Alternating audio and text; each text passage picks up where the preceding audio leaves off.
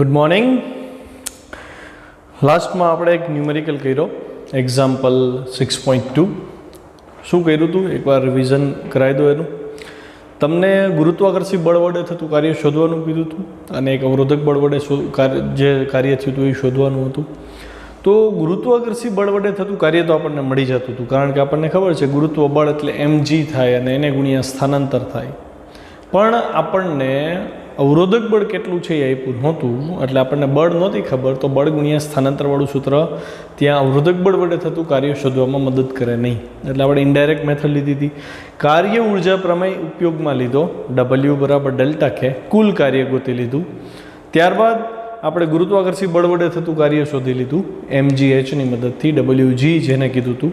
અને અવરોધક બળ એટલે કે રેઝિસ્ટિવ ફોર્સ Wr જે કીધું હતું, R ફોર રેઝિસ્ટિવ હતું અવરોધક બળ માટે, એ શોધવું હતું. તો આપણને એટલી ખબર પડે કે ગુરુત્વાકર્ષી બળ અને અવરોધક બળ બેય કાર્ય કરતા હતા, તો એ બેય કાર્યનો સરવાળો પરિણામી કાર્ય જેટલો થાય, એટલે આપણે લખ્યું W બરાબર Wg પ્લસ Wr.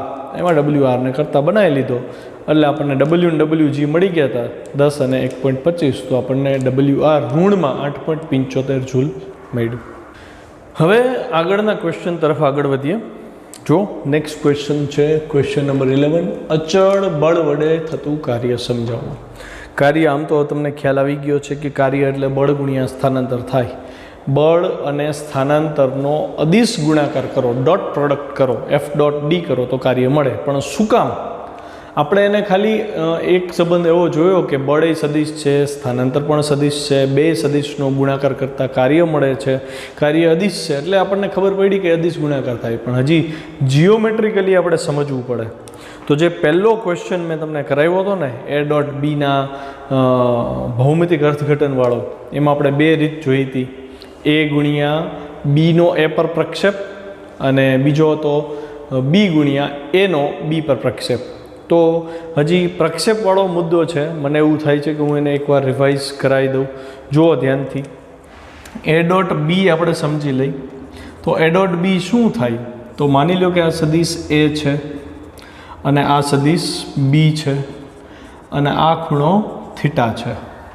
તો મારે જો A.B કરવું હોય ને તો શું કરી શકાય? તો એનું સૂત્ર હતું સદિશ એનું મૂલ્ય, એટલે મેં મૂલ્ય લખ્યું, ગુણ્યા બીનો A પર પ્રક્ષેપ છે.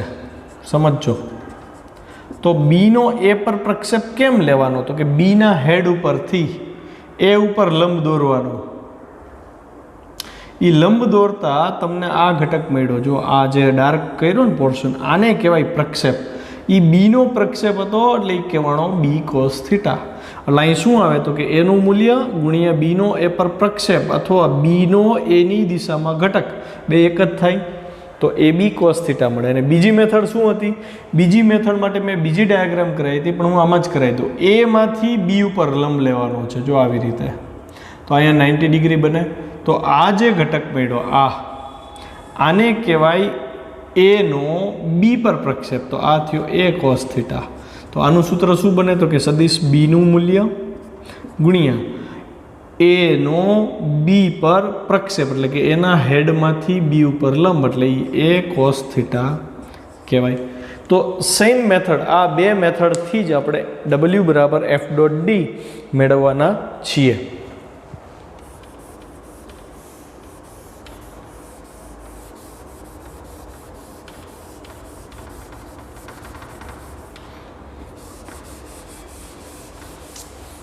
ચલો સૌથી પહેલાં કાર્ય અને બળને સમજીએ. અચળ બળની વાત કરીએ તો અચળ બળ પદાર્થ પર લાગતા બળનું મૂલ્ય અને બળની દિશા ગતિ દરમિયાન અચળ રહે તો તેવા બળને અચળ બળ કહે છે.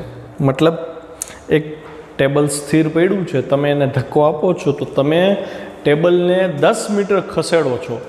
એ 10 મીટર દરમિયાન તમારા દ્વારા લાગુ પાડવામાં આવેલું પરિણામી બળ બદલાવવું જોઈએ નહીં અને એની દિશા પણ બદલાવી જોઈએ નહીં. જો આવું થાય તો તમે આપેલું બળ અને એનું પરિણામી બળ જે છે એ અચળ બળ કહેવાય. અચળ બળ એટલે ગતિ દરમિયાન પદાર્થનો પ્રવેગ પણ અચળ રહે. પ્રવેગ અચળ એટલે દિશા નથી બદલતો અને મૂલ્ય પણ નથી બદલતું. તો અચળ બળ ક્લિયર થયું ને. આપણે અચળ બળ જેવી રીતે ઉલ્લેખમાં આવ્યો એવી રીતે આગળની થિયરીઝમાં આપણે ચલ બળ એ આવશે.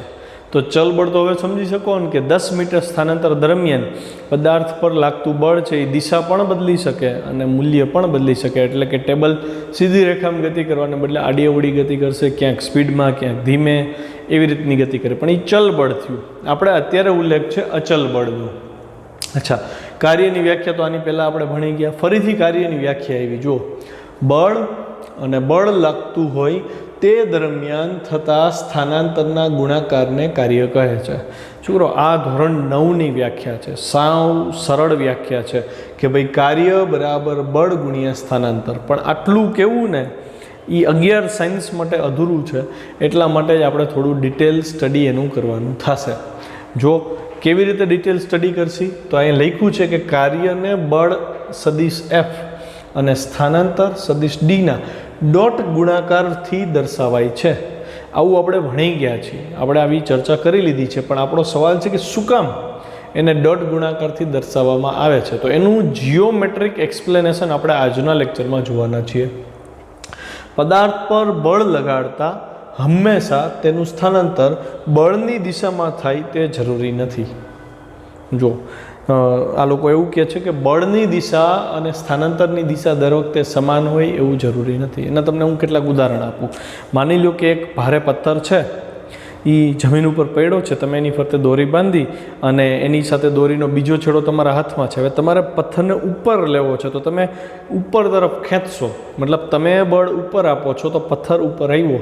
તો આ કિસ્સામાં હું એવું કહી શકું ને કે તમે આપેલું બળ અને પથ્થરે કરેલું સ્થાનાંતર બે સમાન દિશામાં છે. હા કે ના?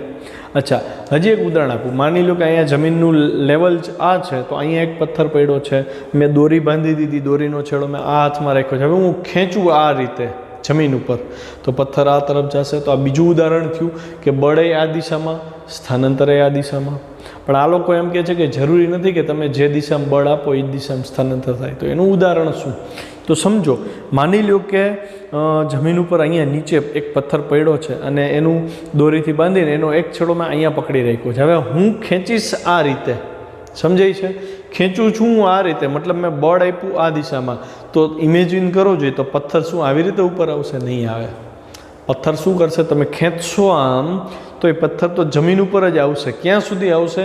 જ્યાં સુધી દોરીની લંબાઈ તમે ખેંચીને એ હાઈટે પહોંચાડી દો કે ઊંચાઈ અને લંબાઈ બી સરખી થઈ જાય, દોરીની લંબાઈ અને આપણા હાથની ઊંચાઈ બી સમાન થઈ જાય, ત્યાં સુધી પથ્થર સીધો આવશે. પછી તમે ખેંચશો એ દિશામાં તો પછી ઉપર જશો તો પથ્થર ઉપર જશે. બાકી ત્યાં સુધી તો પથ્થર કઈ દિશામાં ખેંચશો? સ્થાનાંતરની દિશામાં. મતલબ તમે બળ આપ્યું આ રીતે પણ પથ્થર એમ આવવાને બદલે પથ્થર અમુક ખૂણે આગળ વધ્યો આમ. તો અહીંયા ખૂણો મહત્ત્વનો ભાગ ભજવે છે અને આવા કિસ્સામાં ડોટ ગુણાકાર આપણને બહુ મદદ કરશે. તો આપણે એ સમજવાનું છે. ઓકે, જો પદાર્થનું સ્થાનાંતર તેની પર લાગતા બળની દિશામાં ન હોય તો કાર્યની વ્યાખ્યા નીચે મુજબ બે રીતે અપાય. જો કાર્યની વ્યાખ્યા એવું બદલે રાખે છે. આ વ્યાખ્યા ક્યારે આપી શકો ખબર છે? જ્યારે બળ અને સ્થાનાંતર બે એક દિશામાં હોય ને તો તમે ડાયરેક્ટ લખી નાખો ને કાર્ય બરાબર બળ ગુણ્યા સ્થાનાંતર તો ચાલે. પણ જો બળ અને સ્થાનાંતરની દિશા જ સમાન ન હોય તો તમે આ વ્યાખ્યા ન આપી શકો. તો તમે રોંગ છો, તો ખોટા પડો. તો વ્યાખ્યા કઈ આપી? તો કે કાં આ આપો કાં આ આપો. આપણે બેય સમજશી અને બેયનો જવાબ એક જ આવે છે એવું સાબિત કરશી. તો પહેલી વ્યાખ્યા શું કહે છે કે કાર્ય એટલે શું? તો કે તમે લાગુ પાડેલું બળ અને સ્થાનાંતરનો બળની દિશામાં ઘટક. અને ઘટક કયો કે પ્રક્ષેપ કયો, બે એક જ મળે છે. આપણે પ્રક્ષેપ જોઈ લીધું. ઓકે, બળ ગુણ્યા સ્થાનાંતરનો બળની દિશામાં ઘટક થયો. પછી કાર્ય એટલે તો કે સ્થાનાંતર ગુણ્યા બળનો સ્થાનાંતરની દિશામાં ઘટક. આ તો ઓના જેવું જ થયું ને, સદિશ એનું મૂલ્ય ગુણ્યા બીનો એ પર પ્રક્ષેપ અથવા બીનો એની દિશામાં ઘટક, અથવા અહીંયા તો કે બીનું મૂલ્ય ગુણ્યા એનો બી પર પ્રક્ષેપ, મતલબ વારા ફરતી બેનો વારો લઈ લીધો. ખ્યાલ આવે ને? તો એ બી કોસ થીટા થયું અને બી એ કોસ થીટા થયું. એના જેવી વાત થઈ. બળ ગુણ્યા સ્થાનાંતરનો બળની દિશામાં ઘટક અને કાર્ય બરાબર સ્થાનાંતર ગુણ્યા બળનો સ્થાનાંતરની દિશામાં ઘટક. મારે આ બે વસ્તુ સમજાવવી છે. જો આ સમજવા આકૃતિ એમાં દર્શાવ્યા મુજબ પદાર્થ પર સમક્ષિતિજ દિશા સાથે થીટા કોણે બળ એફ લગાડો અને પદાર્થનું સમક્ષિતિજ દિશામાં સ્થાનાંતર ડી થાય છે તો કાર્ય શોધો. તો ડાયાગ્રામ ધ્યાનથી જોજો, બરાબર છે. અહીંયા મેં એક બ્લોક લીધો છે, એ બ્લોકને મેં દોરડું આ રીતે બાંધી અને એફ બળ આ દિશામાં લગાડ્યું છે. મતલબ તમે ખેંચો છો આમ તો સ્પષ્ટ છે કે બળની દિશામાં સ્થાનાંતર થવાને બદલે સ્થાનાંતર આમ થાય છે. પછી આ ડોટેડ લાઇન છે એ હોરિઝોન્ટલ લાઇન છે, સમક્ષિતિજ રેખા સાથે બળે બનાવેલો ખૂણો કેટલો છે? થીટાનો. હવે તમને શું કહે છે કે ભાઈ અહીંયા સ્થાનાંતર તો આ દિશામાં થયું. જો મેં દર્શાવ્યું કે ભાઈ પ્રારંભિક અવસ્થા આ હતી, અંતિમ અવસ્થા આ છે, તો આ સ્થાનાંતર સદિશ થયો. એની દિશા જો ડી આમ છે. તો બીજી વ્યાખ્યા શું છે? જો સ્થાનાંતર ગુણ્યા બળનો સ્થાનાંતરની દિશામાં ઘટક છે ને, તો મારે બળ ઉપરથી એટલે કે બળના હેડ ઉપરથી સ્થાનાંતરની દિશામાં ઘટક જોઈએ છે. એટલે મારે સ્થાનાંતર સદિશ ઉપર શું દોરવું પડે? લંબ. તો સ્થાનાંતર સદિશ, આને હું ઉગમ બિંદુ કહી દઉં તો સ્થાનાંતર સદિશ આ થયું ને આપણા માટે, આ સ્થાનાંતર સદિશ ડી થયો, હા કે ના? હવે મારે એફનો ઘટક જોઈએ છે, બળનો સ્થાનાંતરની દિશામાં ઘટક. સ્થાનાંતરની દિશામાં ઘટક જોતું હોય એટલે સ્થાનાંતર ઉપર લંબ લેવું પડે. તો મેં આ લંબ લીધું. તો આ જે ઘટક મળ્યો છોકરો, અહીંથી આટલો ભાગ, એને હું બ્લેક પેનથી ડોટેડ લાઇનથી દર્શાવું છું, તમે સમજી શકો. તો આ જે ઘટક મળ્યો આને હું નામ આપીશ એફ કોસ થીટા. કેમ કોસ થીટા થયું? જો આ થીટાની પાસેની બાજુ છે, ખ્યાલ આવ્યો? તો એનો મતલબ એમ થયો ને એફ કોસ થીટા એટલે તો બળનો સ્થાનાંતર પર પ્રક્ષેપ અથવા બળનો સ્થાનાંતરની દિશામાં ઘટક.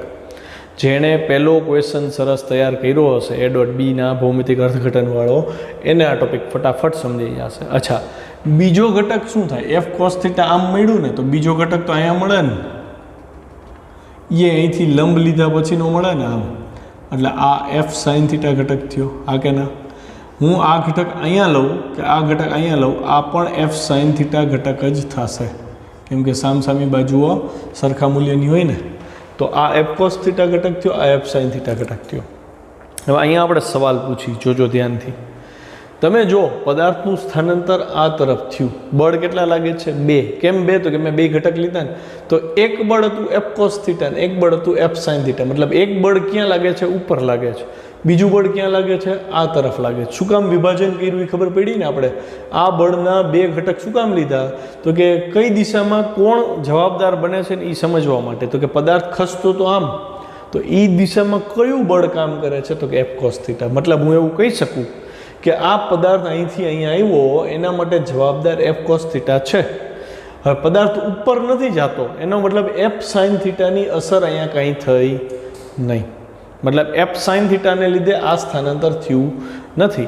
તો હું અહીંયા એવું કહી શકું કે તમે જ્યારે ત્રાંસુ બળ લગાડો એફ, ત્યારે સ્થાનાંતર જો એ દિશામાં ન થાય તો થયેલું સ્થાનાંતર પૂરા બળ એફને લીધે નથી થતું, પણ એ બળનો અમુક ભાગ એવો હશે જે બળને ડી જેટલું સ્થાનાંતર કરાવશે, જ્યારે અમુક ભાગ એવો હશે જે વેસ્ટેજ જાય છે. મતલબ એ કોઈ સ્થાનાંતર કરાવતું નથી. તો અહીંયા એફ સાઇન થીટા ઘટક છે એ પદાર્થને સ્થાનાંતર કરાવવા જવાબદાર બનતું નથી.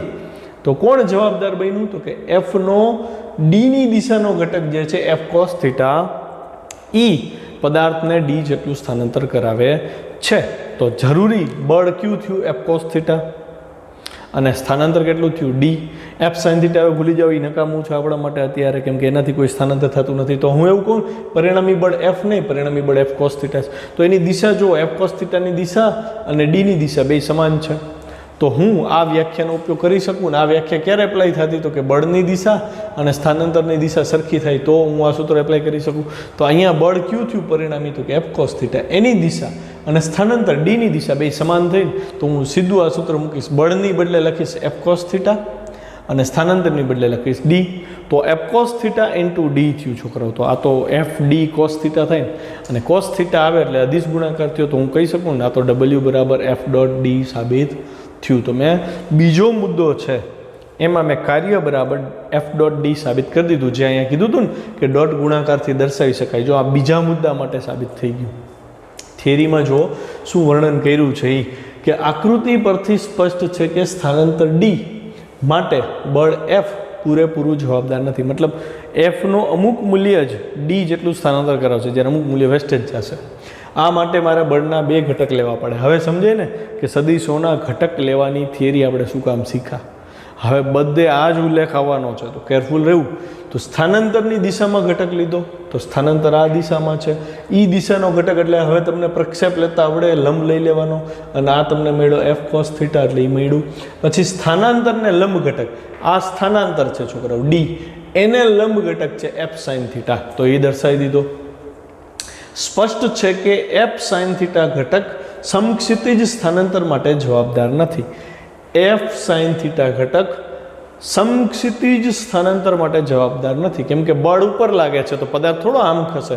બળ ઉપર લાગે તો પદાર્થ ઉપર ખસે ને, પણ પદાર્થ ઉપર ખસતો જ નથી, એટલે એફ સાઇન થીટા પૂરતી તાકાતવાળું બળ હોવું જોઈએ નહીં, એટલે એની અસર કંઈ થતી નથી. તો એનો મતલબ તો કાર્યની વ્યાખ્યા પરથી હું એવું કહી શકું કે જે સ્થાનાંતર થયું એ કોના લીધે થયું? એફ કોસ થીટાને લીધે થયું. તો મેં સીધું આ સૂત્ર જ એપ્લાય કર્યું, કાર્ય બરાબર પરિણામી બળ એફ કોસ થીટા ગુણ્યા સ્થાનાંતર ડી, એટલે મેં જો લખ્યું પરિણામી કાર્ય બરાબર એફ મોડ ઓફ એફ છે એટલે એફનું મૂલ્ય કોસ થીટા, અને મોડ ઓફ ડી એટલે ડીનું મૂલ્ય. તો મને મળ્યું શું? ડબલ્યુ બરાબર એફ કોસ થીટા ગુણ્યા ડી. આમ ડબલ્યુ બરાબર એફ ડોટ ડી સાબિત થઈ ગયું. ખ્યાલ આવ્યો? આ મેં બીજું વિકલ્પ હતો એ સાબિત કર્યો. હવે હું પહેલા વિકલ્પ તરફ આગળ વધું. બળ અને સ્થાનાંતરનો બળની દિશામાં ઘટક લેવો છે. તો જો આકૃતિ બી મુજબ, તો આકૃતિ બી હું તમને સાથે સાથે સમજાવતો જાઉં. જો આ જમીનની સમક્ષિતિજ સપાટી છે, બ્લોક ધારો કે અહીંયા છે શરૂઆતમાં, અને બ્લોકનું સ્થાનાંતર કેટલું લીધું હતું આપણે? ડી જેટલું. ધારો કે બ્લોક અત્યારે અહીંયા આવી ગયો, ઓકે, અને આ એનું પ્રારંભિક સ્થાન, આ એનું અંતિમ સ્થાન થયું, તો સ્થાનાંતર આ થયું. આને હું ડી વડે દર્શાવી દઉં. અને હવે તમે જે બળ લાગુ પાડ્યું હતું એ બળને હું અહીંયા દર્શાવું છું એફથી. આ બળ એફ છે, બરાબર. તો ધ્યાનથી જો અહીંયા શું કહે છે? બળ ગુણ્યા સ્થાનાંતરનો બળની દિશામાં ઘટક લેવાનો છે. તો આ સ્થાનાંતર છે અને બળની દિશામાં ઘટક એટલે કે બળ પર પ્રક્ષેપ લેવાનો છે. કોનો પ્રક્ષેપ છે? સ્થાનાંતરનો. પ્રક્ષેપ કેમ દોરવો? કોનો પ્રક્ષેપ છે એ પૂછવાનું. તો કે ડીનો પ્રક્ષેપ છે, એફ પર છે, જેની પર હોય એની ઉપર લંબ દોરવાનું, જેનો પ્રક્ષેપ હોય એના હેડ ઉપરથી દોરવાનું. એટલે હું ડીના હેડ ઉપરથી એફ ઉપર લંબ લઈશ. સમજ પડી? તો મેં જો આ લંબ લીધો, તો છોકરા અહીંયા સુધીનો જે ઘટક મેળવ્યો હું રેડ પેનથી એને દર્શાવું છું. જોજો ધ્યાનથી, આ રેડ પેનથી મેં જે ઘટક દર્શાવ્યો આને ડીનો એફ પર પ્રક્ષેપ કહેવાય. શું કહેવાય આને? ડીનો એફ પર પ્રક્ષેપ, અથવા ડીનો એફની દિશામાં ઘટક.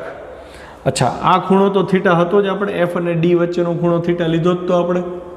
તો આ જે ઘટક મેળો અહીં સુધી રેડ પેનવાળો જે પોર્શન છે એને હું ડી કોસ થીટા કહી શકું. સમજ પડી? ફરીથી પહેલો મુદ્દો જુઓ, બળ ગુણ્યા સ્થાનાંતરનો બળની દિશામાં ઘટક. તો આ સ્થાનાંતર, એના ઉપરથી બળની દિશામાં આ ઘટક મેળો ડી કોસ થીટા, એ બેનો ગુણાકાર પણ કાર્ય કહેવાય. ઓકે, અચ્છા, તો સ્થાનાંતરનો લંબ ઘટક એ દર્શાવવો પડે ને. તો જો આ ડી કોસ થીટા છે, આ આપણું ઉગમ બિંદુ થાય છોકરાઓ. તો અહીંથી લંબ હું દોરીશ આમ 90 ડિગ્રી થવું જરૂરી છે. આને લંબ થવું જોઈએ. જો લંબ નથી આવતું એટલે ડાયાગ્રામ ખરેખર એ રોંગ થાય. આને પેરેલલ લેશો એટલે એની મેરેલ લંબ આવી જશે. જો અહીંયા પેરેલલ આવે છે એટલે હું અહીંથી આ દોરી લઈશ. ખ્યાલ આવ્યો? તો આ જે ઘટક મેળો છોકરાઓ, અહીંથી પાછો લંબ આમે આવવું જોઈએ. તો અહીંયાથી આ જે ઘટક મેળો, આ ઘટક શું કહેવાનો? D sine theta. હવે તમે મને કહો કે બળ એફને લીધે સ્થાનાંતર ડી કોસ થીટા થયું કહેવાય ને? ડી સાઇન થીટા છે એ થોડું આ બળ કરાવે છે? નહીં. કેમ? તો કે બળ તમે આ દિશામાં લગાડ્યું છે, તો સ્થાનાંતર એ દિશામાં જ થાય ને, ડી કોસ થીટા જેટલું. ડી સાઇન થીટા સ્થાનાંતર માટે આ બળ તો જવાબદાર થયું નહીં. સમજ પડી? એટલે હું અહીં શું લખીશ કે જો આકૃતિ બી મુજબ સ્થાનાંતર ડીના બે ઘટક લઈ, તો એક છે એ બળ એફની દિશામાં મળે. જો બળ એફની દિશામાં જે ઘટક મળ્યો એ થયો ડી કોસ થીટા. બીજો ઘટક તો કે બળ એફને લંબ ઘટક મળે. આ બળ એફ એને લંબ ઘટક થયો ડી સાઇન થીટા, અને પાયથાગોરસનો પ્રમેય લાગુ પાડીએ ને છોકરો, તો જો આ ડી સાઇન થીટા થયો, આ ડી કોસ થીટા થાય કેમ કે આને પેરેલલ છે, તો D sine theta plus D cos theta એટલે કર્ણ મળે. તો કર્ણનું માપ શું થાય? તો કે D square sine square theta plus D square cos square theta, D square common, sine square plus cos square 1 થઈ જાય, અને ડી સ્ક્વેરનું વર્ગમૂળ લઈ લ્યો એટલે જો કર્ણ ડી પાછો મળી ગયો, એટલે ટેકનિકલી એ સાચું થઈ ગયું. તો હું એવું કહી શકું કે બે ઘટક મળ્યા મને ડીના, એક એફની દિશામાં ડી કોસ થીટા, બળ એફને લંબ દિશામાં ડી સાઇન થીટા. હવે તો કે સ્પષ્ટ છે કે બળ F A D cos theta સ્થાનાંતર માટે જવાબદાર છે, ડી સાઇન થીટા સ્થાનાંતર માટે તે જવાબદાર નથી. આ સ્થાનાંતર આ બળને લીધે નથી થતું. ડી કોસ થીટા સ્થાનાંતર છે એ આ બળે કરાવ્યું કહેવાય. તો હું શું લખીશ? કાર્યની વ્યાખ્યા પરથી, કાર્યની વ્યાખ્યા ફરીથી આ લઈશ, તો કે બળ કેટલું લગાડ્યું? એફ, અને સ્થાનાંતર કેટલું થયું? ડી કોસ થીટા, કેમ કે બે પેરેલલ હોય તો જ હું આ સૂત્ર એપ્લાય કરું. તો બળ એફ એમનું એમ એટલે મોડ ઓફ એફ, અને સ્થાનાંતર કેટલું હતું? તો કે ડી કોસ થીટા, એટલે મેં લખ્યું mode of D cos theta. બે મૂલ્ય હતા એટલે થઈ ગયું એફ ડી કોસ થીટા. તો જો ધ્યાનથી, આમાં કોઈ વેક્ટર નથી, આમાંય કોઈ વેક્ટર નથી, એટલે વેક્ટર ન હોય તો ક્રમ આડો અવળો કરીએ તો એનાથી ગુણાકારમાં કંઈ ફરક પડે નહીં. હું 2 ગુણ્યા 3 ગુણ્યા 4 કરું કે 3 ગુણ્યા 4 ગુણ્યા 2 કરું, જવાબમાં કંઈ ફરક ન પડે. એટલે આ પરિણામ અને આ પરિણામ બે કેવા પરિણામ મળ્યા આપણને? સમાન પરિણામ મળ્યા. સમીકરણ 4 અને 5 છે, બરાબર. બાકી આ સમીકરણ 1, આ સમીકરણ 2, આ સમીકરણ 3 છે. તો 4 અને 5માં બેયમાં છેલ્લે તો એવું જ સાબિત થયું W બરાબર F ડોટ ડી છે. આમ સમીકરણ 4 અને 5 પરથી કાર્યની બંને વ્યાખ્યાથી મળતા પરિણામ કેવા થયા? સમાન થયા. એટલે હું બે રીતે, આ રીતે આપી શકું, આ રીતે વ્યાખ્યા આપી શકું, કાર્ય મને સરખું જ મળશે. જો હું થીટા બરાબર 0 લઈ લઉં, આપણે એ જોવું પડે ને કે આ સૂત્ર આની હારે મેચ થાય છે કે નહીં.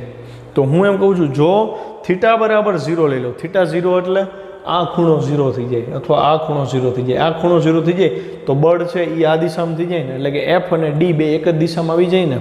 જુઓ ધ્યાનથી, હું થીટા 0 લઉં તો કોસ થીટામાં થીટાની વેલ્યુ 0 મૂકું તો કોસ 0 તો 1 છે, કોસ 0 1 છે. તો અહીં વૈધા કોણ? W બરાબર એફ ડી. આ તો આપણું મૂળ સૂત્ર થઈ ગયું ને, W બરાબર એફ ડી. અને આ સૂત્ર ક્યારે એપ્લાય કરતા હતા? તો કે એફ અને ડી એક જ દિશામાં હોય ત્યારે જ આ લાગુ પાડતા હતા. તો અહીંયા જ્યારે થીટા 0 લીધો એનો મતલબ એફ છે એ અહીંયા આવી ગયો, તો એફ અને ડી બે એક જ દિશામાં થયા. એટલે કે આ સમીકરણમાં થીટા બરાબર 0 લ્યો તો એ મૂળ સમીકરણ સાથે બંધ બેસતું આવે છે. એટલે ટેકનિકલી આ વિધાન સાચું પડે.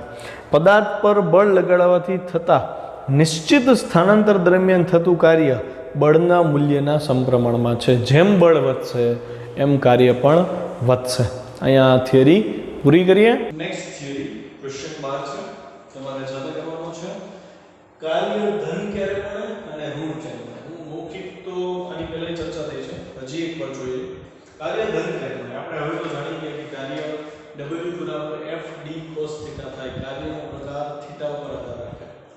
તો આપણે એમ વાત થઈ હતી કે જો થીટા 0 હોય તો કાર્ય FD થાય, જો થીટા પાઈ હોય તો cos પાઈ એટલે -1 થાય તો કાર્ય ઋણ થાય. પણ બાકીના ખૂણે અહીંયા ભાગ ભજવે છે. જોજો ધ્યાનથી, જ્યારે થીટા બરાબર 0 થી 90 ડિગ્રી વચ્ચેની કોઈ પણ કિંમત હોય, મતલબ કયું ચરણ થયું? પહેલું ચરણ. પહેલા ચરણમાં છોકરાઓ cos છે કેવું હોય? ધન હોય, કેમ કે આપણે ઓલ STC નિયમ ભણી ગયા છે. સાવ શરૂઆતમાં આપણે ભણાવેલા ઓલ STC નિયમ પ્રમાણે પહેલા ચરણમાં બધા વિધેય ધન હોય. તો હું એવું કહી શકું કે cos થીટા કે જ્યાં થીટા 0 થી 90 ની વચ્ચેની કોઈ પણ કિંમત ધારણ કરે તો એ તમામ કિસ્સામાં cos ધન થાય. એટલે FD cos ધન હતું એટલે કાર્ય ધન થયું. મતલબ થોડું વધારે ડિટેલથી ચર્ચા થઈ કે ખાલી 0 ડિગ્રી જ નહીં પણ 0 થી 90 સુધીની તમામ કિંમતો માટે કાર્ય ધન થાય. અને તમને ખબર છે cos છે એ પ્રથમ ચરણમાં ઘટતું વિધેય છે. ઘટતું વિધેય એટલે જેમ જેમ ખૂણો વધતો જશે એમ એમ cos ની કિંમત ઘટતી જાય છે. cos ની કિંમત ઘટે એટલે એ ઘટતું વિધેય છે. કેવી રીતે? કે cos 0 કેટલું? તો કે 1. cos 30 કેટલું? તો કે √3/2. cos 45 1/√2. cos 60 1/2. પછી cos 90 0. મતલબ જેમ જેમ ખૂણો મોટો થયો એમ એમ cos ની કિંમત ઘટતી ગઈ. એટલે cos ઘટતું વિધેય થાય. જો હું sin ની વાત કરું તો sin 0 0 અને sin 90 1 થાય. એટલે કે cos ની વિરુદ્ધમાં સાઈનની કિંમત સામે વધતી જાય છે એટલે પહેલા ચરણમાં સાઈન વધતું વિધેય કહેવાય. તો હું એવું કહી શકું કે ભાઈ પહેલા ચરણમાં આપણે cos અને પડાવો છે એની cos વધતું વિધેય છે પાછું ધન થાય પહેલા ચરણમાં એટલે 0 થી 90 ખૂણા માટે cos ની કિંમત ધન હોવાથી કાર્ય પણ ધન. અચ્છા તો કાર્ય ઋણ ક્યારે થાય તો આપણને ખબર છે સેકન્ડ ક્વોડ્રન્ટ એટલે કે ખૂણો જ્યારે થીટા બરાબર જ્યારે 0 થી 90 ડિગ્રી થી 180 ડિગ્રી નો ખૂણો હોય ત્યારે બીજું ચરણ આવે. બીજા ચરણમાં sin ધન હોય પણ cos તો ઋણ હોય ને તો કાર્ય પણ ઋણ થાય કેમ કે fd cos θ માં cos સેકન્ડ ક્વોડ્રન્ટમાં આવે અને સેકન્ડ ક્વોડ્રન્ટમાં cos ઋણ હોવાથી કાર્ય પણ ઋણ થાય. હજી આગળનું થર્ડ ક્વોડ્રન્ટ અને ફોર્થ ક્વોડ્રન્ટની ચર્ચા પણ કરી શકીએ. પણ આપણે ટેક્સ્ટમાં અત્યારે આ ખૂણાની લિમિટ એટલી છે. થોડાક આગળ ભણશો 12માં આવશો ને એટલે મોટા ખૂણા સાથે પણ બનારો આવશે. મને બે વસ્તુની ખબર પડી ગઈ કે ઋણ કાર્ય તો મળે જો ખૂણો 90 થી 180 વચ્ચે હોય અને ધન કાર્ય તો મળે જો ખૂણો 0 થી 90 છે. બાકીની થિયરી પીડીએફ ફાઇલમાંથી કોપી પેસ્ટ કરી તૈયાર કરજો. હવે ક્વેશ્ચન 13 છે પદાર્થ પર થયેલું કાર્ય શૂન્ય ક્યારે મળે. તો મેં સીધી સાદી એક લાઈનમાં તમને કીધું હતું કે જ્યારે બે વચ્ચેનો થીટા 90 ડિગ્રી થાય એટલે f d cos 90 ની વેલ્યુ 0 થઈ જાય એટલે કાર્ય 0 થયું કહેવાય. પણ ઘણા બધા એવા મુદ્દાઓ છે કે એમાં તમે કહી શકો કે ભાઈ આ કિસ્સામાં કાર્ય શૂન્ય છે, આ કિસ્સામાં કાર્ય શૂન્ય છે. તો એ તમામ કિસ્સાનો ઉલ્લેખ આપણને ખબર હોવી જોઈએ. અને ગમે ત્યારે તમને ઉભા કરીને પૂછું ક્લાસરૂમમાં કે ભાઈ ચલ કાર્ય કઈ રીતે 0 થાય બોલો જોઈએ તો તમે ક્વિક આન્સર આપવા માટે એબલ હોવા જોઈએ. કેમ કે આ મુદ્દો 0 કાર્યવાળો મુદ્દો તમારે 12માં પણ એટલું ઉપયોગમાં લેવાનો થશે. તો આપણે કાર્ય 0 ક્યારે થાય એની ચર્ચા કરીએ. તો હું એના માટે કાર્યનું સૂત્ર ધ્યાનમાં રાખીશ. w બરાબર f d cos θ. તો મારે આને 0 કરવું હોય છોકરાઓ તો મારી પાસે કેટલા ઓપ્શન છે જોજો. કાં તો આ 0 કરી નાખું વિચારો છો આને હું 0 કરી નાખું તો આખું કાર્ય 0 થઈ જાય. 0 એટલે ગુણાકાર 0 થાય. આ એક વિકલ્પ છે. બીજો વિકલ્પ હું d ને 0 કરી નાખું તો એ કાર્ય 0 થઈ જાય કેમ કે આ બે નોન 0 હોય તો એ છેલ્લે 0 એટલે ગુણાકાર 0 થઈ જાય. અને ત્રીજો વિકલ્પ કે આને 0 કરી નાખું cos θ ને 0 કરી મતલબ કાં તો f શૂન્ય હોય કાં તો d શૂન્ય હોય અને કાં તો cos θ 0 હોય. આ ત્રણ કિસ્સા એવા વિના કે જેનો કાર્ય 0 થાય અને ત્રણ કિસ્સા જ આપણા પ્રશ્નનો જવાબ છે. 2 માર્ક માટે ખૂબ અગત્યનો પ્રશ્ન અને હું આના જ ઉદાહરણ પણ સાથે પૂછી શકું. મતલબ હું તમને કહું કે ચલો બળ 0 છે તો કાર્ય 0 થાય એવું એક ઉદાહરણ આપો તો તરત તમને વિચાર પડે કે બળ 0 હોય એવું કેવું થાય. કે માની લો કે લીસી સપાટી છે, લીસી સપાટી પર ઘર્ષણ બળ નથી અને એક પદાર્થ ગતિ કરે છે તો શું ઊભો રહેશે કે ગતિ ચાલુ રાખશે. તો પાછલા ચિત્રમાં તમે જોઈ ચૂક્યું છે કે બાહ્ય બળ નહીં આપો સ્થિર પદાર્થ સ્થિર રહે છે. અચળ વેગથી ગતિ કરતો પદાર્થ અચળ વેગથી ગતિ ચાલુ રાખે છે. કયો નિયમ કયો ન્યૂટનનો? યસ પહેલો નિયમ કયો ને ઝડપનો નિયમ કયો કે બાહ્ય બળની ગેરહાજરીમાં સ્થિર પદાર્થ સ્થિર રહે છે. અચળ વેગથી ગતિ કરતો પદાર્થ અચળ વેગથી ગતિ ચાલુ રાખે છે. એનો મતલબ લીસી સપાટી પર કોઈ ઘર્ષણ નથી. એક પદાર્થ v વેગથી ગતિ કરે છે તેની ગતિ ચાલુ જ રહેશે એટલે કે સ્થાનાંતર એનું થયા જ રહેશે. મતલબ અહીંયા સ્થાનાંતર એ મળે છે બળ છે ને છોકરા બળ 0 છે તો હું એવું કહી શકું બળ 0 છે તો આખામાં આખી બળ મૂકો બધાયને તો છેલ્લે જવાબ શું આવશે? મતલબ કે બળની ગેરહાજરીમાં પદાર્થ અગર સ્થાનાંતર કરે તો કાર્ય કહેવાય નહીં. જો પેલો મુદ્દો પદાર્થ પર લાગતું બળ શૂન્ય હોય ત્યારે બળ શૂન્ય કરી દેવું પડે. તો બળ શૂન્ય ક્યારે થાય? લીસી સપાટી ઉપર જ કોઈ બળ ન હોય. લીસી સપાટી પર સરકતા ચોસલા પર બળ લાગતું ન હોય છતાંય ચોસલું સ્થાનાંતર કરે તો કાર્ય શૂન્ય હોય. પછી બીજું કે d સ્થાનાંતર 0 હોય. ધારો કે આનો બળ આપી દીધું આપણે બળ આપવા છતાંય સ્થાનાંતર 0 આવે એવું બને. બળ આપી કોઈ પદાર્થ સ્થાનાંતર કરે તો કે દિવાલને બળ આપો કોઈ એક માણસ દિવાલને ધક્કો મારે છે તો દિવાલ થોડી હલવા માંડે છે. તો એનો મતલબ ત્યાં બળ આપવા છતાં એ સ્થાનાંતર થતું નથી. તો બળની હાજરી છે પણ સ્થાનાંતરની ગેરહાજરી સ્થાનાંતર ન થયું તો કાર્ય પણ 0 કહેવાય. એટલે આપણો બીજો મુદ્દો ભાઈ કે પદાર્થ પર બળ લગાડવા છતાં જો તેનું સ્થાનાંતર શૂન્ય હોય તો કાર્ય 0 મળે. દાખલા તરીકે કોઈ વ્યક્તિ દિવાલને ધક્કો મારે તો પણ દિવાલનું સ્થાનાંતર ન થાય અને કાર્ય 0 મળે. છેલ્લો પ્રશ્ન ત્રીજો પ્રશ્ન કે પદાર્થ પર બળ અને સ્થાનાંતર પરસ્પર લંબ હોય. કેમ તો કે મારે cos θ 0 કરું, cos θ 0 તો જ થાય જો θ 90 થાય, cos 90 ની 0 થાય. અને θ 90 પણ θ તો f અને d વચ્ચેનો ખૂણો હતો, તો f અને d વચ્ચેનો ખૂણો 90 કરવો પડે. f અને d વચ્ચેનો ખૂણો 90 એટલે f અને d ને લંબ થવું પડે. તો ત્રીજો મુદ્દો મેં લીધો કે જો પદાર્થ પર લાગતું બળ અને સ્થાનાંતર પરસ્પર લંબ હોય θ 90 થાય અને તેથી w બરાબર 0 થાય કે cos 90 ની કિંમત 0 છે. તો ઉદાહરણ આપું પડે, નિયમિત વર્તુળ ગતિ કરતા કણ માટે તેના પર લાગતું બળ કેન્દ્રગામી હોય. હું આ શું કીધું, જો એક કણ નિયમિત વર્તુળ ગતિ કરે છે તો અહીંયા એક કણ હોય તો આની ઉપર કેન્દ્રગામી બળ લાગતું હોય F, અને એનું સ્થાનાંતર આ બિંદુએ સ્થાનાંતર લો તો સ્થાનાંતર સ્પર્શકની દિશામાં. જો આ ન ખબર હોય તો નોંધી લેજો, નિયમિત વર્તુળ ગતિ કરતા કણ માટે સ્થાનાંતર હંમેશા સ્પર્શકની દિશામાં હોય. કેમ તો કે અહીંયાથી જો અગર આ દોરીને વચ્ચે જે દોરી બાંધેલી કટ કરીએ તો પદાર્થ આ દિશામાં ગતિ કરે એટલે સ્થાનાંતર દિશા જો હોય ને તો સ્થાનાંતર જો તમે બળ જુઓ કે વચ્ચેનો ખૂણો કેટલો થાય 90 ડિગ્રી. આ તો તમે આટલો દિશા ભણ્યા ને કે ત્રિજ્યા અને સ્પર્શક લઈશ લંબ, તો હું કહી શકું કે f અને d લંબ છે. અહીંયા કદાચ પથ્થર ગોળ ગોળ ફરતો હોય તો એનું કાર્ય 0 હોય. શરત એ છે કે નિયમિત વર્તુળ ગતિ હોય છે. તો જો નિયમિત વર્તુળ ગતિ કરતા કણ માટે તેના પર લાગતું બળ કેન્દ્રગામી હોય, જ્યારે સ્થાનાંતર વર્તુળ ગતિના કોઈ બિંદુના સ્પર્શક રૂપે હોય. આમ બળ અને સ્થાનાંતર લંબ થયા. આ સંજોગોમાં કેન્દ્રગામી બળ વડે થતું કાર્ય શું કહેવાય. આના સિવાય બીજો એક વિકલ્પ આપ્યો છે, પણ આ d ને 0 કરવા જેવો જ વિકલ્પ છે. એટલે હું ફરીથી લઈ કરાવી દઉં છું. જો કે પદાર્થ પર જ્યારે એક કરતા વધુ બળ લાગે અને એવા કિસ્સામાં જો કાર્ય શૂન્ય થતું હોય તો કેવી રીતે થઈ શકે, તો એના બે ઉદાહરણ આપ્યા. પહેલું ઉદાહરણ કે ભાઈ એક નળાકાર છે અને દોરીથી લટકાવી દીધો, તો આ બ્લોક ઉપર બે બળ લાગે. એક બળ છે વજન બળ નીચે તરફ, બીજું બળ છે દોરીમાં ઉદ્ભવતું તણાવ ઉપર તરફ. હવે હું એમ કહું કે આ દોરી તૂટતી નથી, આ નળાકાર એમને લટકેલો છે, તો નળાકારનું સ્થાનાંતર શું થયું? 0. તો સ્થાનાંતર 0 થયું તો નળાકાર ખસતો નથી. એનો મતલબ અહીંયા કાર્ય શું થયું? 0. તો એનો મતલબ જ્યારે એકથી વધુ બળો લાગે, બેથી વધુ બળો લાગે ત્યારે પણ જો પદાર્થ સ્થિર રહેતો હોય એટલે કે સ્થાનાંતર ન આપે તો કાર્ય 0 થયું કહેવાય. બીજું ઉદાહરણ છે, ધારો કે V શેપમાં તમે બે સમતલ રાખી દીધા. ઈ સમતલ ઉપર તમે એક બોલને મૂકી દીધો, તો બોલ ઉપર 3 બળ લાગે. એક તો પોતાનું વજન બળ, ઈ નીચે તરફ લાગે. બીજું આ સપાટીના કોન્ટેક્ટમાં આવ્યું એટલે અહીંયાથી લંબ બળ લાગે. આ સપાટીના કોન્ટેક્ટમાં આવે એટલે અહીંયાથી સપાટીનું લંબ બળ લાગે. 3 બળ લાગ્યા, 2 બળ આવી રીતે, ત્રીજું બળ નીચે તરફ. છતાંય બોલ કઈ દિશામાં ખસે જોવો જોઈએ, ક્યાંય નહીં. બોલ સ્થિર રહેતો છે એટલે કે એનું સ્થાનાંતર શું છે?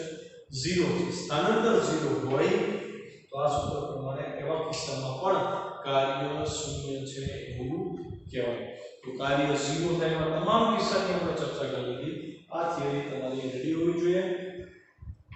આવતીકાલે નવું શીખીશું.